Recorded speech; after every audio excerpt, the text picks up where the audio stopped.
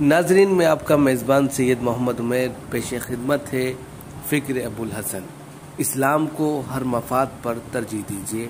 سامعین، علماء اور دانشوروں کا یہ فریضہ ہے کہ اسلام کے ہر مفاد کو ہر جماعت، ہر ادارہ، ہر مدرسہ اور ہر گروہ کے مفاد پر ترجیح دیں۔